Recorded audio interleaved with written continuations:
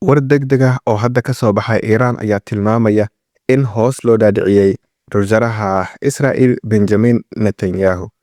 Waxaana markaasi lagu soo waramayaa in lagu beegsaday goob markaasi gabbaad uu ka dhiganayay, sida markaasi ay tilmaamayaan xogaha ka soo baxaya warbaahinta gudaha Iiraan. Warbaahinta gudaha Iiraan waxay qortay in markaasi duqeyn lagu khaarijiyay ra'iisul wasaaraha markaasi Israa'iil Netanyahu. Sidoo kale waxaa bartiisa Twitterka qoraal markaasi ku soo qoray hogaamiyaha sare ee Iiraan, kaas oo lagu bedelay Ayatollah Ali Khamenei. Qaar ka mid ah warbaahinta caalamka ayaa qortay in ra'iisul wasaaraha markaasi Israa'iil waa Benjamin Netanyahu markaasi loola cararay Khubrus, oo kadib markii ay korreen duqeymaha Iiraan ay markaasi ka geysanayso Israa'iil. Wararka qaar waxay sheegayaan in Iiraan ay duqeysay goob ay markaasi ku sugnaayeen ra'iisul wasaaraha markaasi Israa'iil iyo mas'uuliyiin kale. Haddaba xogta markaasi uu baahiyay ra'iisul wasaaraha iraahda hogaamiyaha cusub waddanka Iiraan ayaa waxaa markaasi laga dhursugayaa sax ahaanshaheeda, walow ilaa hadda aysan jirin ila madax bannaan oo markaasi si rasmi ah u xaqiijiyay warka ka soo baxay Iiraan ee markaasi tilmaamayo in afka ciidda loo daray markaasi ra'iisul wasaaraha Israa'iil.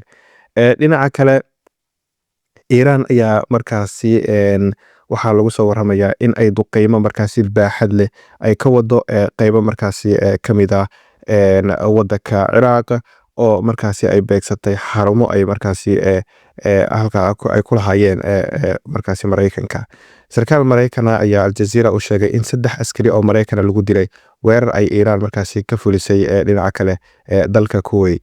Sawir laga qaaday wax yar ka hor saldhigga ciidanka Mareykanka ee ku yaala magaalada Erbil ee dalka Ciraaq ayaa markaasi waxa uu muujinayaa holac iyo sidoo kale uura halkaasi ka kacayso, halkaas oo diyaaradaha aan duuliyaha lahayn ee Iiraan ay markaasi qarxiyeen bakhaarada kaydka hubka ee Mareykanka ee halkaasi.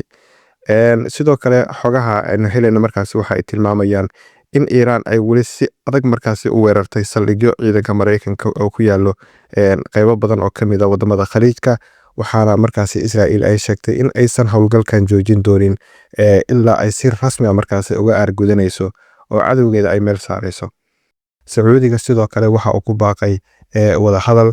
Telefishinka CNN ayaa ku waramay dhaxal sugaha boqortooyada Sacuudiga Mohammed bin Salman inuu ogolaaday jawaab militari oo suurtagal ah oo Sacuudiga uu ka bixin karo dhankiisa weerarada ay Iiraan markaasi ka geysatay gudaha Sacuudiga. Isla warbixinta ayaa lagu sheegay dhaxal sugaha in uu weerarada u arko kuwa ka dhan ah ammaanka Sacuudiga iyo dariskeeda, isagoo markaasi awood u siiyay ciidanka Sacuudiga in la qiimeeyo xulashooyinka jawaabta militari ee markaasi suurtagalka ah. Xaaladda bariga dhexe meel adag ayay gaartay, waxaana haatan markaasi hawada la soo marinayaa hanjabaadyo iyo sidoo kale digniino oo ay weheliyaan gantaallo ay markaasi Iiraan u qaybinayso wadamada dariska ah ee markaasi bariga dhexe, kuwa dhow iyo sidoo kale kuwa fogba. Wararka xiga iyo wixii ku soo kordha macluumaadyada la xiriiro xaaladda bariga dhexe halkan ayaan idinku soo gudbin doonaa daawadayaal.